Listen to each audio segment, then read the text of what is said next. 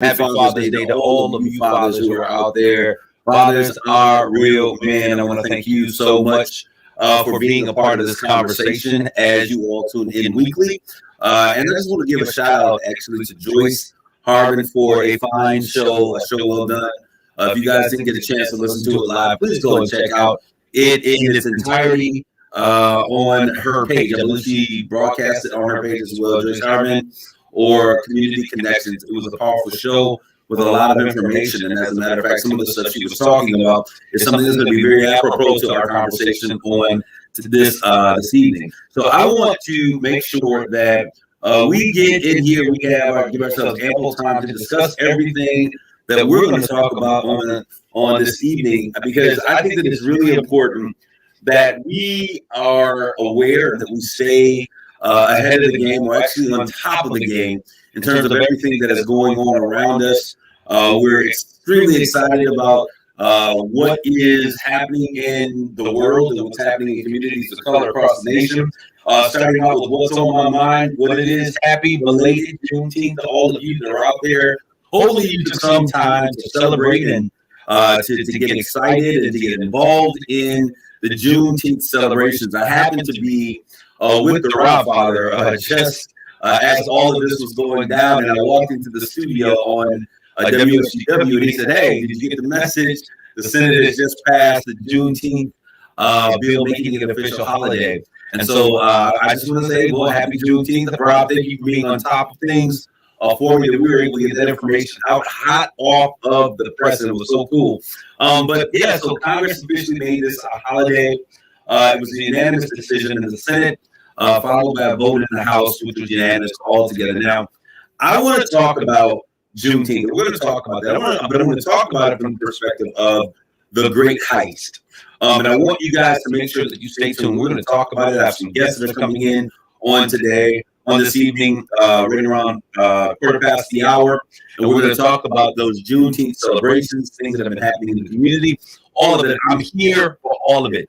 But we must not be lulled to sleep, because we've seen this story before. And I want to make sure that we keep our eyes aware of what's taking place, so that we don't get lost in the shuffle, and we don't be dancing and celebrating and eating jelly cake, as Joyce Harvin said, that we miss what is happening. That is very important. So once again, happy Father's Day to all of you fathers. If you haven't talked to your father, it's been a while, this is a great opportunity to call him. Somebody says, well, you know what, he was a deadbeat daddy. Well, he is still your father, and he has, you owe that to him regardless of how he has been. Make sure that you keep your heart pure and that you do what is right on your end. So this is the great day of no other day. Just call him, say, hey, Dad, I just want to say happy Father's Day. Hopefully that would spark something in him that may change him and cause him to understand the benefit of having children. For those of you who are out there who are listening and you have not seen your children, shame on you, my brother.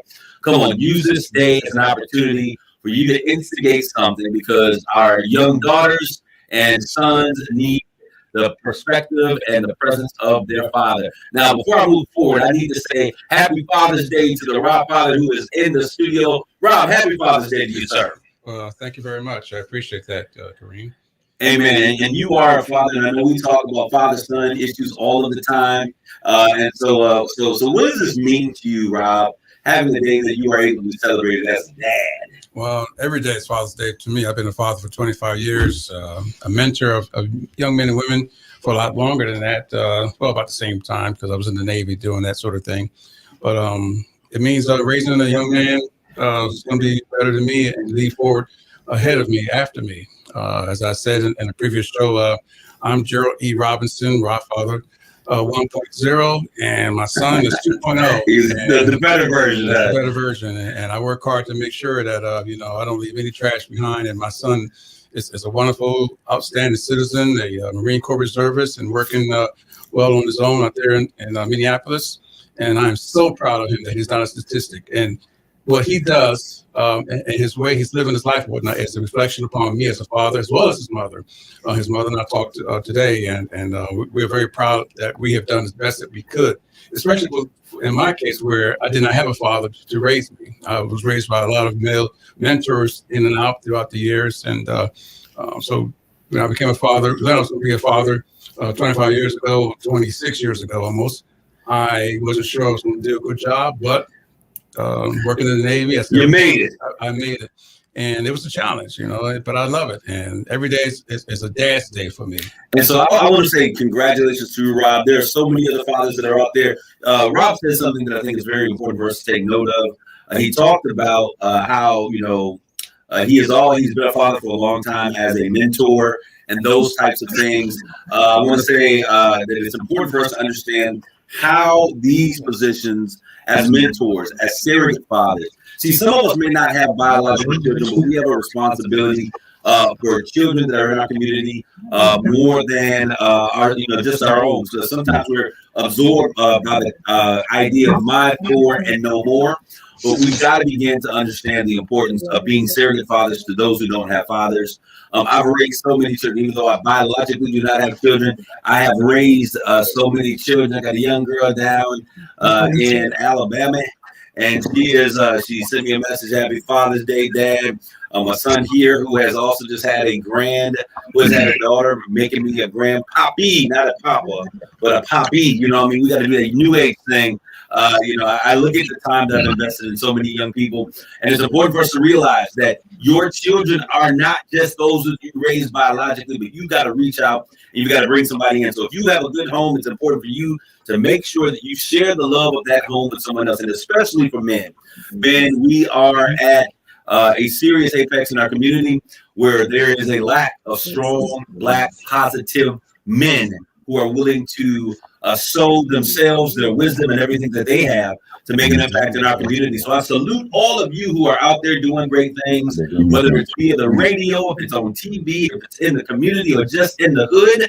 I want to say welcome and congratulations and happy Father's Day to all of you that are out there. I've got a guest that slid in a little bit early on me today, and I just want to make sure that we can get him tested, Rob, so that we can make sure that we hear him. Terry, happy Father's Day to you, sir. Thank you, my brother. You as well. All right. He said, thank you, my brother. You as well. He's one of those brothers who is adopting kids all over the city of Saginaw. He is a great father. He is doing great things. And he is also. You went off, brother.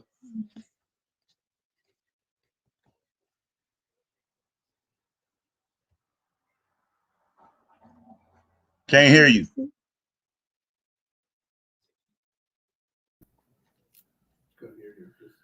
Hello. There you go. All right. I want to say hello to Ms. Reed. Ms. Reed, how you doing out there today?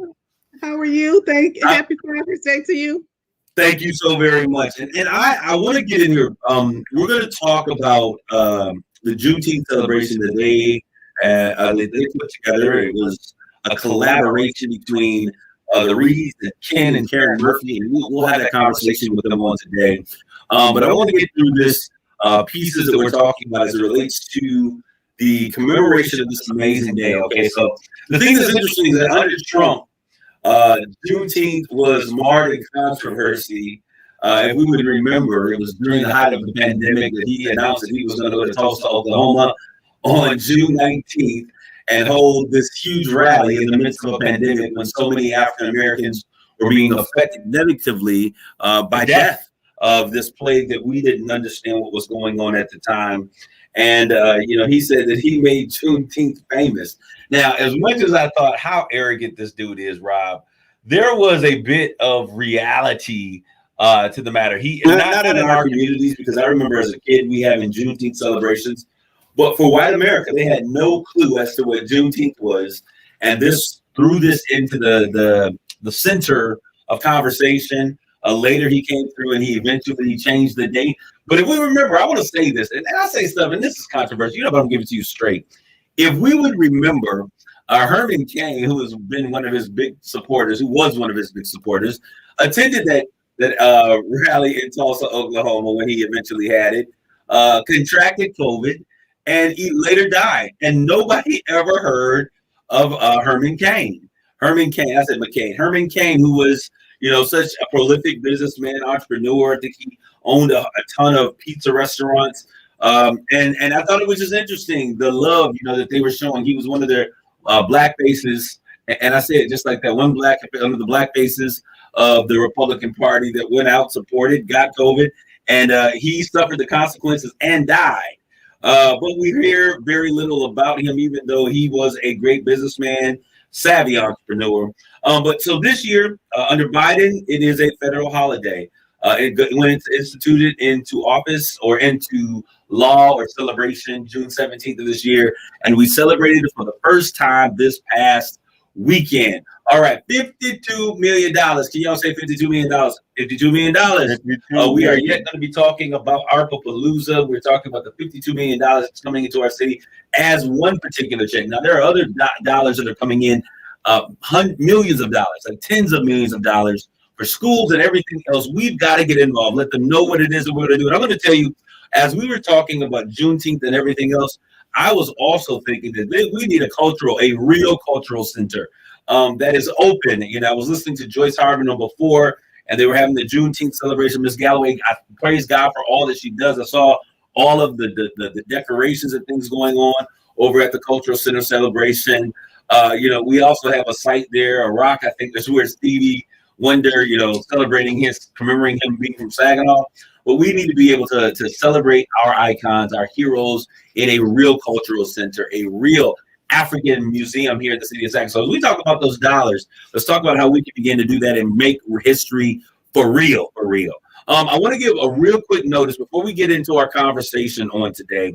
I want to just say this, HSC and Hemlock Semiconductor, we're doing a plan, we're planning a great, we're not doing a plan. We're planning and hosting a great summer camp. It's a tech, STEAM, science, technology, engineering, arts, and math.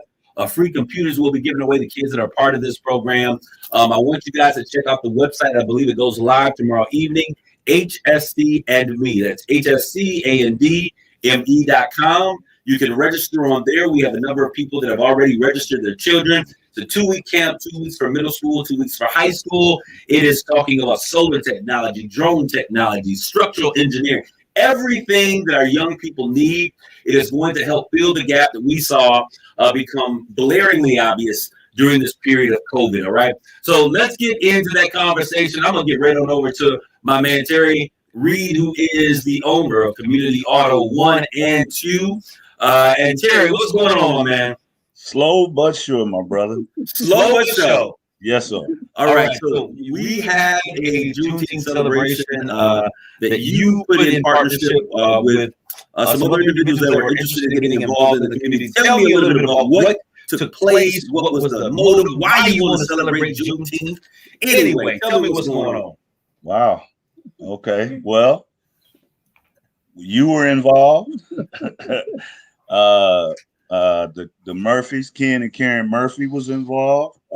Slapping Slabs. It was a thing we wanted to do together, and what the purpose was is to celebrate each other, so to speak. And in addition to that, introduce Community Auto 2, which I'm co-partnered with Ken and Karen Murphy, and along with my wife. We wanted to introduce our second place to the community as well, and show appreciation to the customers that we've already had dealings with so far. We just wanted to thank them for being a part of what we were doing, the initial phases of what we were doing. So I think it's absolutely awesome. What I love about it is this, and this is what I love about UT Reading. This is why you always have direct access, and we will always partner up and do great things whenever possible, is that you didn't just want to feed the community, you wanted to feed the community. And when I looked at it, you know, I stopped by earlier with plans of coming back, not knowing that I was going to have a family emergency just a few minutes later, actually. And I saw Slapping the Ribs getting out there. And then the pictures that you, man, I was so mad. I was like, man, I love me some ribs. And you had the food on the grill, and people were out there. How was the turnout? How did everything go? Oh man, it was better than we expected. You know what I mean? It was better than we all expected. We assumed that maybe we would get 40 to 50 people. But when we got into the hundreds, man, and that was a collaboration of all of us doing it. And so that was awesome to see. And we all vibed and and had a good time, good music. We had young and old. And that was just a blessing in itself. Really was. Well, I got on social media and I was checking out the images and folks that were hanging out. And you're absolutely right. It was a vibe. All right, we have with us in here also, those of you who are listening to the radio, you won't see these images, but go to our page at KISS WTLC and watch this video, or to my page, Straight Talk with Kareem Bowen. We now have Ken and Karen Murphy. I did not know this was their name, but as I see their faces, I recognize these are my people. How you all doing on this afternoon, this Father's Day? Good, doing good. Happy Father's Day to you too. Okay. That's Big Brother, Kareem. I call him Big Brother. That's Big Brother to me. All right. So I'm glad to have you guys on here. One of the key pieces of why we do Straight Talk is I wanted to make sure that we are talking with people that are in community, making great things happen. And I'm going to say this, and I'm used to being in hot water. What I'm realizing about our community is that we have a leadership pool, to me, that appears like this. We have those individuals who have been historically leaders for decades. They have just been leaders, and I guess the idea of training your replacement and bowing out gracefully has died. But they're leaders, and they're going to be leaders until kingdom calls them home. And then we have another pool of leaders who are sanctioned by those leaders who have forever been in leadership in our community. And then there's a third tier of leaders, and those leaders are those who emerge. And I've always been taught as a young man that leaders are not leaders because they have been appointed by someone or because they have been defined, but leaders become leaders when the community recognizes that there is something in that individual to be led. So I want to thank Ken, Karen, Val, and Terry for you guys stepping up to that third tier of leadership, which is that type of leadership that arises because of a need in a community. And so I want to say thank you for all that you guys are doing. Karen and Ken, why are you guys getting involved with this dude T. Reed over here, trying to feed all the Saginaw? What's going on? Oh, man. Well, I think, Terry and I crossed paths many times at the Y, and he would always, mention stuff to me about cars and getting stuff going in the community. And, for a long time, I'm one of those guys that take my time about doing stuff, and I just sat back and waited. And then, a few months ago, he approached us again. And so we thought that it would be a good opportunity for us because Terry is well known in the community, and he has all of these things already going associated with autos and things of that nature. So we just felt that it was a good time for us to just get in stride with him and try to move forward and create something positive in the community. That is absolutely awesome. Terry, what were you going to say, man? Yeah, well, I'm gonna pay him for that later. He giving me way too much credit. It was Karen that did that. It was a nice version. It was Karen that did it. My husband gave the nicer version, Kareem. Yeah, your husband gave the nicer version. Okay, I'm going to need you guys to speak up, but if you can turn your volume up, I recognize neither of you are using hands, but if you can turn your volume up just so that our listeners won't struggle to hear you clearly. So Val, I know you're behind the scenes. I kind of came over and I played my role, and I got a message from Val. I said, "Oh, she's doing her part behind the scenes, keeping things together." And I see here, you and Karen are probably behind the scenes making great things happen. What is it that makes you excited when you see your husband's desire to give back to the community? Well, I know his heart.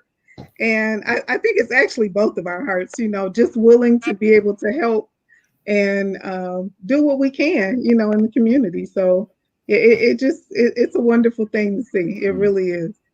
And not only for him, but for people like you that come out and make donations, and everybody else in the community that helps to contribute and make it all possible.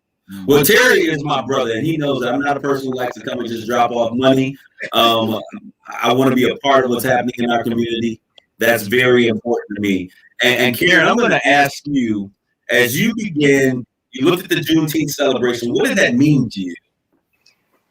Initially, when we came up with the date, I don't even think we actually thought about that. Mhm. And so, for me, as the date got closer, I realized that it was Juneteenth, and I thought I'm one of those people that believe everything happens the way it's supposed to happen Mhm. in divine order. So for me, once the date got closer and I knew it was Juneteenth, I knew we were doing the right thing for Right the right on. reason.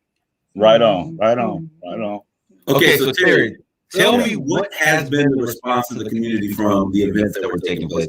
I'm going to tell you, the imagery was absolutely amazing. I loved it. I loved what I saw. All of the cars, all of the people, bounce houses for kids. What was the response? What were people saying during the event? You know, it's crazy because we all have our own unique gifts and unique people that we deal with.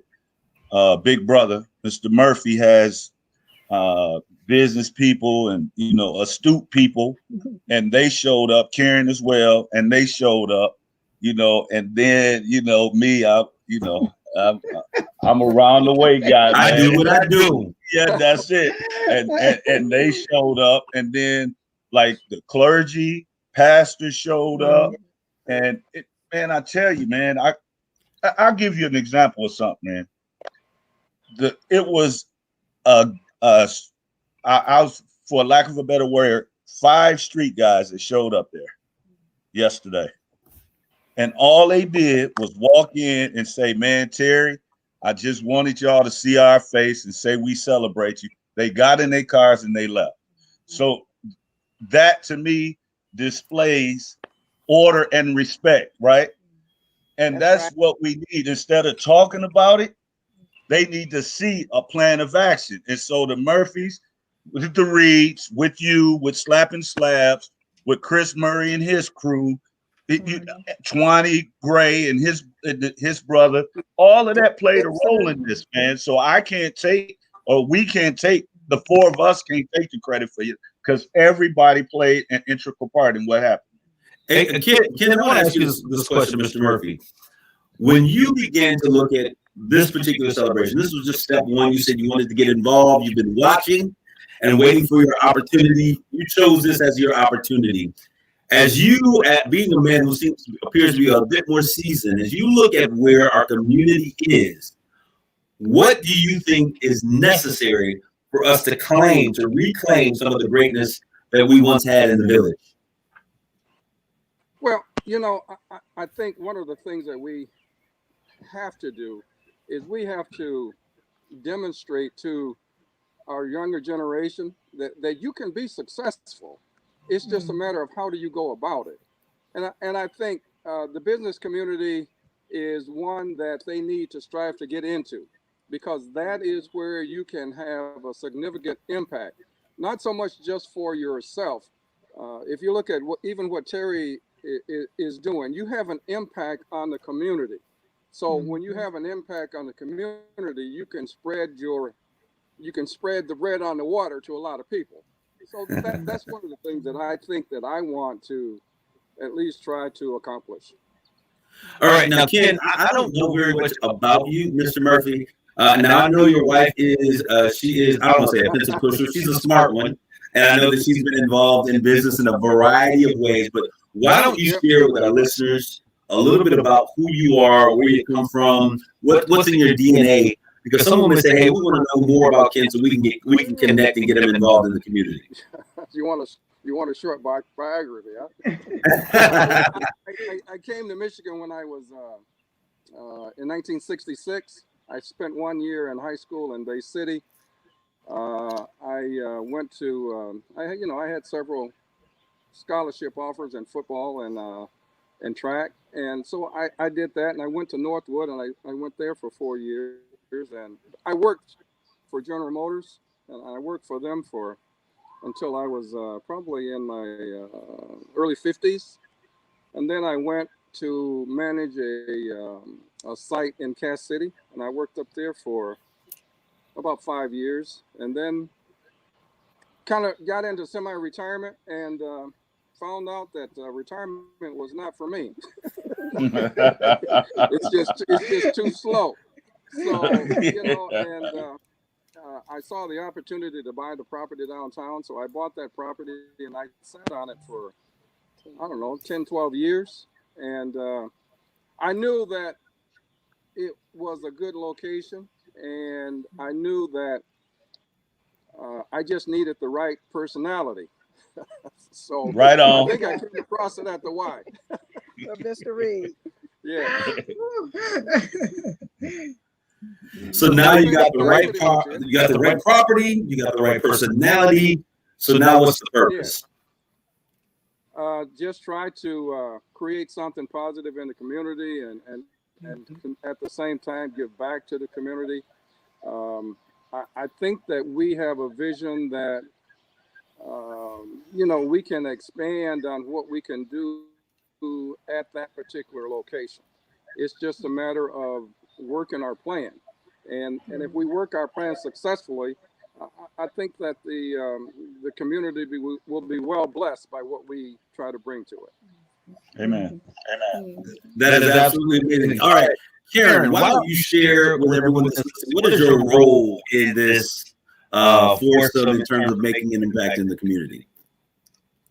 Well, you know, behind every good man is a great woman. So that is Besides, no. No, seriously, Besides. and I don't know if you know this, Kareem, but Val and I actually worked together at AT&T. So, Yeah, so we both work full-time jobs, Kareem. So that's right, why so we're behind the scenes. So we are exactly what you said we are. We are the backbone. You know, we kind of, whatever they tell us to do, we're available to do just that. Whether it's administration, you know, the footwork, internet, trying to figure out what they need to do next, just whatever they need to do, we're here. And to make sure that dinner's on the table when they get done, doing whatever it is. All right, now you're talking. So I want to talk. So today is Father's Day, and you guys have done an amazing job with putting on what I consider a community-based event. And events are important, but they have to have a community-based component if we're really going to drive change in our communities. And Terry, I think that's what you were saying by the guys, and you talk about brothers from the streets that showed up. Yeah. These guys are necessary for us to effectuate change. No doubt about it. So when you begin to see and you think about the direction that we have a desire to go back, to reclaim the greatness of the village, to bring our elders back and allow them an opportunity to be respected and to share the wealth of wisdom that they have, how do we continue to engage, quote unquote, the brothers from the street, if you will, who are yet a part of the village, integral part of the village? Well, that's a great question, but just think about, we are all visual people though. You know, we all visual. How many times have we, I just got to play, and I'm not going to get deep. I just have to play this through. How many times we saw the marches and then they stopped? How many times we saw the rah-rah rallies and they stopped? Right. You know, when you execute a plan of action, and the greatest joy I got out of yesterday, it was a duplication of 2 years before, where the same people got involved. They see our hearts. They're now noticing Mr. Ken, Big Brother's heart, because he was a behind the scenes guy, but his wife Karen was up front. So in conjunction with us all doing this and doing a plan of action together, right? And see, we're on the same page. We know what we want to do in our business aspect. We know what we want to do in the community aspect, but those two coincide with each other. You can't have one without the other. That's right. And Big Brother made a great point yesterday. You can't invest. You can't make you have to make an investment first before you get dividends. So our community is important to us. So we felt like yesterday was a great opportunity to introduce ourselves, right? Yep. And at the same time, bring unity and have fun and good music and that whatever else, you know what I mean? But like right now, like my grandsons, for example, the three amigos, right? They started a business. My daughter helped them start a business, right? The community is behind them. The community wants somebody to stand behind. They want to see good. So we have to continue to present good for the community to jump on board and stay on board. Well, I look for an opportunity to sit down, and I'm going to schedule some time, Terry, so that we can get together and the Murphys and talk about some things. There's some things that are coming up in the community I think are so important, opportunities and resources that are available that I think that we have to be positioned to take a hold of for our community. Preparedness is a key piece of what is necessary. And Terry, what I heard you say, there is a formula that I give the people, everyone that comes in that I sit down and I talk with, I always tell them that the formula for success consistency over time equals trust. That's it. And so if we are consistent over time, people will begin to trust us. You create a brand that is consistent. And everyone loves someone who is trying to do something great. So hopefully those brothers that are inspired, hopefully they're listening on the radio today and they're hearing this conversation, that they are hearing us say that we need, quote unquote, and I'm using air quotes, street brothers to be a part of this movement. We need the church house to be a part of this movement. We need business leaders to be a part of this movement. The only way that we can take back our community is to have all of those stakeholders at the table. And what we failed to realize for a very long time is that those brothers who may be a part of that street community, they're stakeholders in our community. And we've got to begin to engage them and interface with them and help them to understand a better way that they can begin to make impact in our community. I just want to real quick, if there is something that you guys want to share in closing, because I thank you guys for what you're doing. And I told you that I wasn't going to get into what is coming down the road, but I just wanted you to have an opportunity to share something that maybe you think is important that our community needs to hear. I want to give you that second. I want to start with you, Ken, and Karen Murphy, if you would just share whatever's on your heart as we're getting ready to end this segment of our show. I first of all just want to thank the Saginaw community for coming out yesterday. Amen. And I would like to say that this is just the beginning of what's to come. We will always put the community first, and you can look for more of that. It was just very positive, and it let us know that we're in the right path, going in the right direction. Awesome. Brother Murphy, Brother Murphy. The only thing that I would say is this: I simply love business, and I think one of the things that will push the community forward is getting business started and being successful, so that we can at least people can see that you can actually do it. Mr. Murphy, I want to say this. I've been meeting with a number of CEOs and presidents, and there is a power broker group that kind of runs how Saginaw happens. And that group has said to me, if you bring me your Black entrepreneurs, we want to make sure that we can bring them in and position them to be viable parts of the community. I'm going to make sure that we reach out to you to make sure that you, Karen, and Terry, the Reeds, are a part of that conversation. I'm so glad to have the opportunity to say that I've met you on today. Thank you for your time. All right, go ahead, the Reeds. Go ahead, baby. Go ahead. Well, I do want to just say thank you for everybody that came out, and we look forward to hopefully making this an annual event.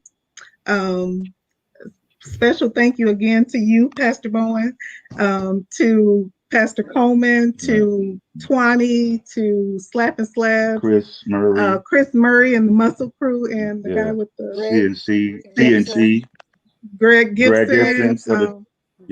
And also I think it's important, like I always tell people, representation matters. And it's important that people see people working together. Yes, that's an important thing. Yeah. Just, to collaborate and not compete with each other. That's important. Wow. So that's kind of what we look forward to in the future. More collaboration. She said a mouthful right there. Deep, too deep for me. Hey man, but brother, I wanted to just thank the Murphys publicly, man, because without them, that opportunity yesterday to see those people wouldn't even existed, man. And the thing is, I like the fact that Big Brother can reel me in. Hey, Terry, wait, brother. Slow it down. And see, that's why he and I work well together. Right. But our hearts it's in the same place, man. about taking care of people and about business, because I'm an entrepreneur as well as he is. You know what I mean? Business, man. I'm a business. I'm trying to keep it white collar on him, man. You know, but yeah, man. So I'm appreciative of the community and how they trust us. And the thing is, we know we can't do it without them. And if people, you know, understood the walk that some of us have taken over the years, and to get to this point, it's a blessing. And we know it's somebody and something bigger than us to help establish us the way we are right now. Well, I hope you guys continue to do the great work that you're doing. We're getting ready to take a quick commercial break, but I want you guys, we're going to release you from the stream, but I want you guys to stay tuned, because I know we were celebrating Juneteenth, but I want us to pay attention to the great heist. There is something that is happening that is exciting, but there's another piece of this, and it's surrounding voters' rights that we've got to make sure that we don't fall asleep. We're going to take a quick commercial break, and we'll be back with more of Straight Talk with Kareem Bowen. You're listening to Straight Talk with Kareem Bowen on KISS 107.1. RocketGrabPlus.com. This is still on RocketGrabPlus.com. Thank you guys. I appreciate you guys so very much. You're going to get a Hamptons Pamper package for only $72. It's usually $148. You are getting half off. The Pamper package includes one visit in the KBL P. Yep. Thanks.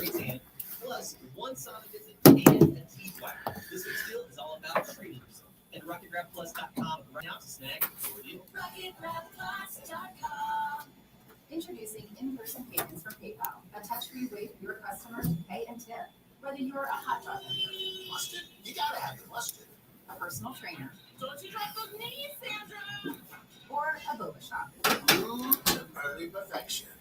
Signing up your business is easier. Simply download the PayPal app and display your own QR code for your customers to scan, pay, and tip too. Shop safe and touch-free QR code payments. Fees may apply. For more info, go to paypal.com/us/get-QR code. There are everyday actions to help prevent the spread of respiratory diseases. Wash your hands. Avoid close contact with people who are sick. Avoid touching your eyes, nose, and mouth. Stay home when you're sick. Cover your cough or sneeze. Clean and disinfect frequently touched objects with household cleaning spray. For more information, visit cdc.gov/COVID-19. This message brought to you by the National Association of Broadcasters and this station. It's Straight Talk with Kareem Bowen on KISS. Thank you guys for tuning in once again, and we're returning back with more conversation on Straight Talk with Kareem Bowen. We had the Reeds and the Murphys on here today talking about a plan for positioning themselves to do community impact by business and by investment, and getting a return on that investment by just being great. And I think that I want to say once again, thank you guys for being an amazing team out there. There are many more of you. If you're out there and you're doing something great and you want to be a part of that conversation, or you want to be a part of what's happening at the grassroots level of the community, please make sure that you get involved, or you reach out to us here at Straight Talk with Kareem Bowen. You can always listen to this conversation and the others that we have here by going to kisswtlz.com. And if you go to the podcast station, you'll see Straight Talk with Kareem Bowen. This conversation in the future and other conversations are there for your listener enjoyment. So you can go back and play it again, or you can go to our social media page at Straight Talk with Kareem Bowen or kisswtlz.com on Facebook Live. All right. I want to get into the crux of what I really want to talk about on today.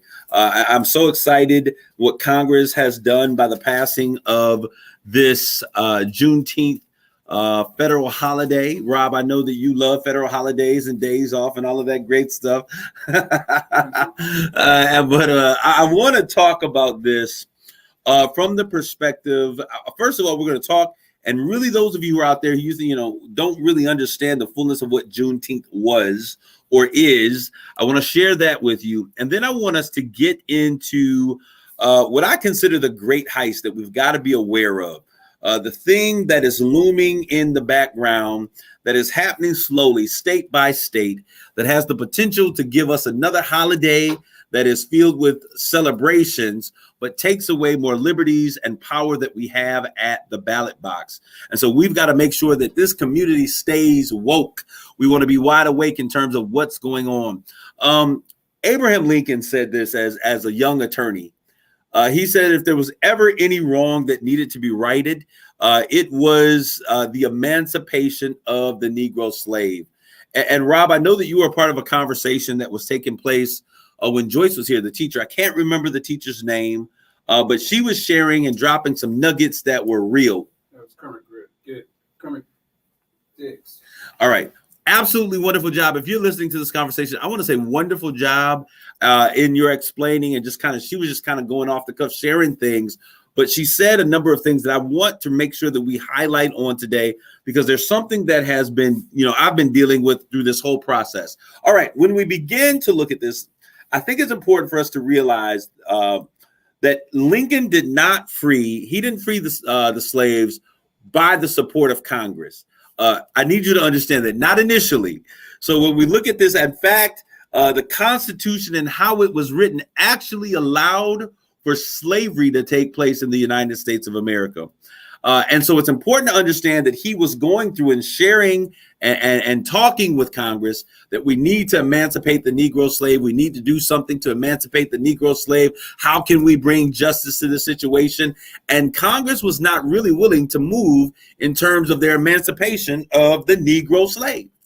And so what he found was in the midst of the war, when we were fighting the South versus the North, the Confederates versus the Union, he found that he was able to emancipate the slaves, if not by his presidential powers, but by his war powers. And so we see that he actually used his war powers to emancipate the Negro slave. And I want to say this, and this is why this is important.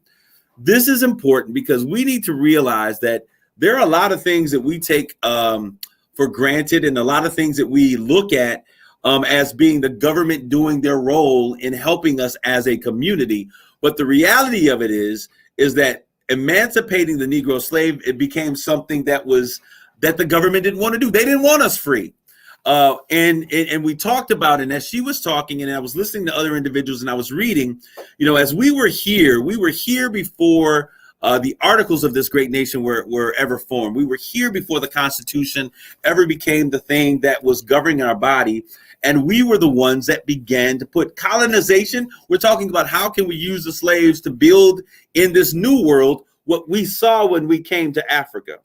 How can we, when they came to Africa, they saw a group of individuals, very diverse in their coming. There were kings and queens, and there were two-story buildings, and there was indoor plumbing. And these were things that were not consistent in the European countries in which they came from. So as they had a desire to go out and begin to embark upon this new world that they found by accident, I don't know how you find a land that has never been lost, but as they got to this place that we now call America, we began to see that they needed the slave in order to be able to withstand the heat and to work. They needed the slave for not only just his ability to work, but they needed him for his intellectual capacity. They needed him because he was an engineer. They needed him because he understood building and chemistry.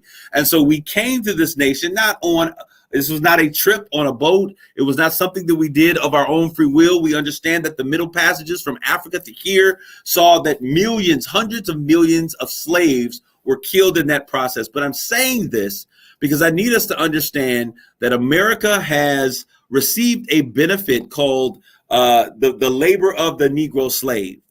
And as Lincoln came in and we talk about the Emancipation Proclamation, I need you all to understand that it was not necessarily the abuses of the black man that rocked Congress and they said, let's change things.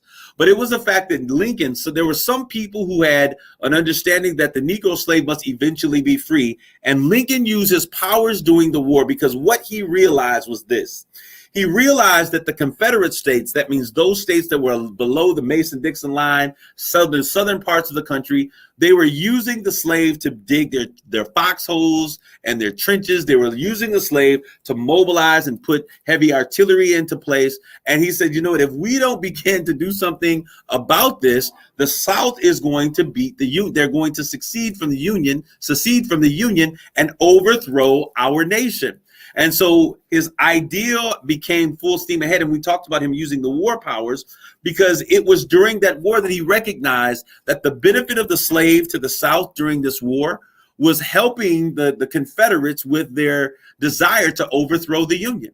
And so he began to talk to those who were in power and say, listen, we've got to free the Negro slave. And by doing so, they lose the workforce that has been able to help the Confederates rise up against the Union. All right. So when we look at these, there's some key dates that we have to look at this. And this is important because when you understand the philosophies that people use to give you your quote unquote so-called freedoms, Rob, it helps us to understand that if their desire was never to fully make you free because you are an individual, but it was a benefit to them for you to be free, then your freedom is always in peril, if you understand what I'm saying.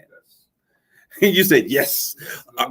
Keep on. All right. So I want us to take a look at this because the Emancipation Proclamation, which was signed in 1863, the thing that's interesting about this is that there was actually a desire for this to be signed. Go ahead, Rob. What were you going to say? I was going to say earlier, you were pointing out how war works.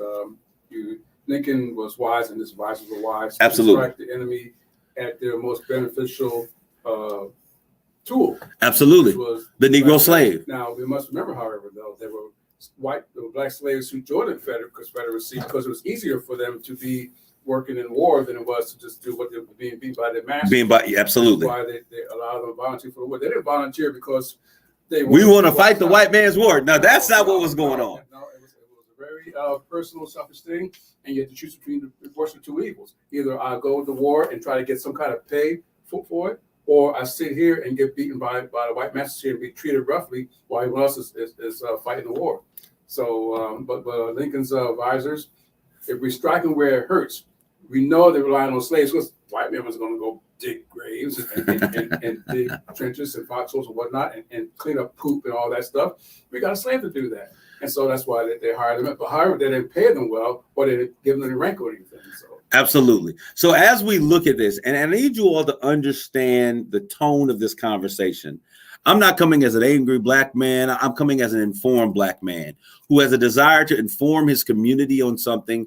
And as we look at this, we're going to have to turn the page because what we saw happening then, we see pieces of the same thing happening today. And that's why I call this the Great Heist. We got to make sure that we don't get caught up in the Great Heist. So the Emancipation Proclamation, which was signed January 1863.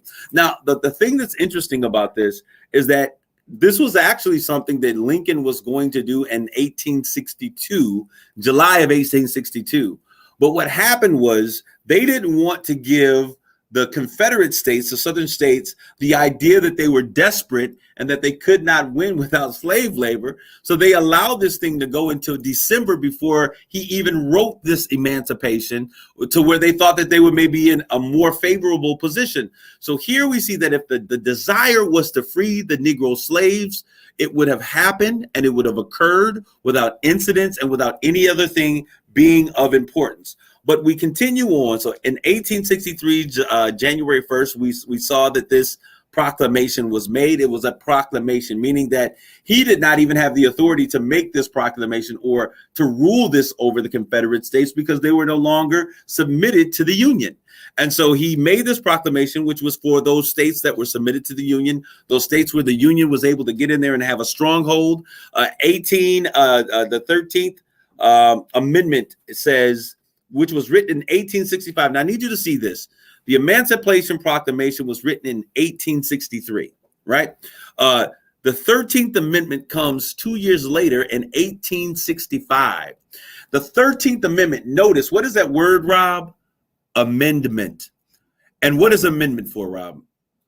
A change to the Constitution or something to modify the Constitution. Okay. Modify any particular document. So this is what I'm saying. Add into that, which means we can change that if we want to. So that we have the ability to change it. And this was an amendment to the articles that govern our nation, an amendment to the Constitution. I already told you that before the writers of the Constitution in 1776 ever came up, this slavery was already in place here in the United States. And so if the Constitution was written after slavery existed and the ideology and the thought processes of those who were governing our nation thought that slavery was okay because it was not outlawed in the Constitution, then we have to understand you are free by a change or an amendment to a set of laws and values that exist in our nation that are the founding documents by which every other document in the world, in this nation, extends from. So when we talk about the idea, for those of you like, I don't understand racism, we have people in the Black community, Rob, who don't understand that racism exists, that systemic racism, not overt, I'm going to wear my Klan uniform, but if it existed, if racism and slavery existed before the Constitution, then the Constitution was framed with the same ideologies in place as slavery was, and we've got to be aware of that. What are you going to say? Well, if the 13th Amendment or any amendment after that was effective, we would not have a need for voter rights for blacks. Never mind women. Okay, they were going to get voter rights eventually. Anyway. Absolutely. We would not have civil rights movement for everything. Discrimination, segregation, all that would have been done away with. And yet here we are, 2 centuries later, still fighting the same battle. And onward, we're still fighting the same battle, which is why, people say, well, I don't like Juneteenth. I don't know what that is. Or we have a critical race theory being fussed about. It's because we want to whitewash or cover up the history of America's sins, but we need to bring all of that out to make us a better country. We've got to have the conversation. Right. And the words you think about, you wanted to say was bamboozled or rope-a-dope. So we get caught up there. All right. And so, Rob, you are right in target in line with what I'm saying. So the 13th Amendment was that was written in 1865. That was the one that abolished slavery by Congress, right? So now Congress realizes we've got to do this. 1865, June is why we celebrate Juneteenth, June 19th, 1865. They held it for a long period of time because they wanted to make sure that those crops got in. So they were mobilizing slaves as the Union was outlawing slavery. It's all about money. The Confederates were saying, wait a minute, we're going to make sure that our brothers in Texas get their crops out. We're going to make sure that Mississippi and Missouri get their crops out. So they began to mobilize slaves to make sure that they could get those last harvests run. Now, they understood and they knew that the proclamation had been signed, but they refused to allow the slaves to know it so that they could get that last benefit of that free labor. So as we begin to look at this, I need you to understand, keep this mentality pervasive, that your freedoms that you now experience, that we consider the right to vote, the right to bear, all of these things that we have, they were all written in as an amendment to a system and a structure that is pervasive and that is underlying in every system that exists in our nation. All right. It was a General Gordon Granger. We understand this now. Juneteenth comes into Galveston, Texas, with all of these Union soldiers saying, hey, listen, slavery has been abolished. Yet when 2.5 years ago, 250,000 enslaved Negroes in Galveston, Texas, were yet working on fields, working on plantations, yet being lynched and killed and murdered and mobbed because the white plantation owners would not allow them their freedom because they needed that labor, okay? And so it was now, we look at this, the 13th Amendment, 1865, the 14th Amendment, 1866. What does that do? Now that the slaves that are free, they are now able to be considered citizens of this United States. Now, nothing has changed in terms of the founding documents that changes our identity as Black individuals. We are still 3/4 human in the eyesight of man, but they've given us now, if we're going to take them and make them free, we can now use them for our political advantage because we set them free. They're going to be now a part of the Republican Party and they're going to vote and give us power as a Republican Party. So we'll make them free because we set you free. Once again, it's not the motive of freeing the slave, but it's about using us once again for their political purposes. 1866, citizenship to slaves began. The 15th Amendment now comes in 1869. 4 years later, that gives Negroes the right to vote. Now, this is the crux of what I want to talk. This is really the essence of what I want to say. 4 years after being freed from slavery, we now realize that we're giving the right to vote. And it wasn't just us, but they also gave the Native Americans and other individuals, indigenous folks, the right to vote. Quote, air quotes, absolutely, Rob. And it's important for us to understand that because that was 1869. Why was it in 1965? Listen to this. Some 70 years later, we have a Voting Rights Act that has now come into place that is supposed to outlaw unethical, unfair, illegal practices preventing Blacks from the voting block. And periodically, we have to renew that darn thing. Every so many years we have to redo that darn thing. We shouldn't have to do that. It should be, if we're a voting country, a democracy, the voting right should be for everyone across the board. Absolutely. Constitutionalized. And this is why I'm saying this, Rob. You know, we have to sign for, we have to renew it every so many years. Why? Because these things are now in peril. For those of you, I'm glad, thank God for Juneteenth, but I need you to realize that what was going on when they were thinking about freeing us, we were free, but we didn't have the right to vote. We're free now today, and that same right to vote. There is such a fear of the voting power of the Black vote, and we have to begin to understand how important this thing is. So important. 1965, they outlawed this because after we were free, they came up with a whole system to keep us from voting. Eventually, they had to give us the right to vote. Why? Because we demanded the right to vote. We now see the election of 2020, and I know I only got a few minutes. I want to make sure that I get this in. Flash forward ahead, the election of 2020. We now see that we are given, that we won an election. Black folks showed up in record numbers like they never have before. We won an election, and Clyburn, starting with South Carolina, began to tip the scale. President Joe Biden was a dead fish in water had it not been for the power of those Blacks who decided to vote in South Carolina and change the course of that election. Individuals like Stacey Abrams who came in, she recognized that if we can mobilize these Blacks and we can get them voting, we can help them to understand the importance of voting. And what they did is they made it easier to vote. Jim Crow made it difficult to vote. But Stacey Abrams comes and says, listen, we cannot live in that mentality. So they began to reverse some of those laws and make it easier to vote. Now, I need to tell you that the reason why they passed those laws that allowed us those easements in how we could vote, the voting by mail, the voting, on weekends, the voting on Sunday, the extended hours, it wasn't because they wanted you to vote.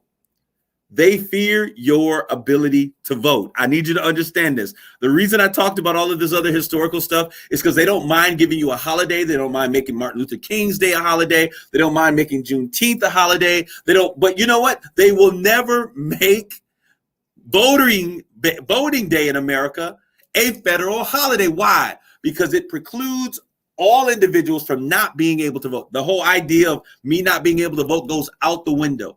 Because now it is a federal holiday. I can show up whenever I can, and I have the ability to vote.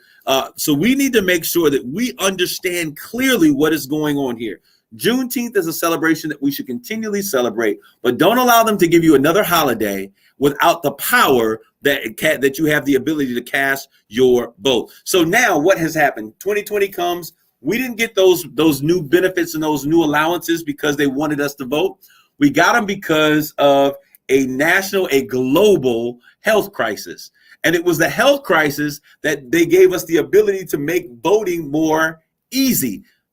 Balloting by mail in Grove November, balloting on weekends. All of those things were necessary, not because they want you to vote, but because the health crisis made it. So what happens? As soon as the health crisis seems to wane, they begin to go state by state, reinstituting those Jim Crow laws. Why? Because they are afraid of your power of the vote. Don't get caught up in the great heist, celebrating small victories and holidays. We've got to make sure that we get people registered, that we vote, because your power lies in your vote. We are changing the dynamics of this nation with every vote that we cast. I want to thank you guys for tuning in today. This has been a really great opportunity. Happy Father's Day once again to you, Rob, and all of you who are listening out there today. I want you to continue to understand that your vote has so much power that they will change the laws, which are simply amendments, to take away the power at the ballot. Take care of yourselves and each other. God bless you all. Grace and peace. To Straight Talk with Kareem Bowen on KISS 107.1.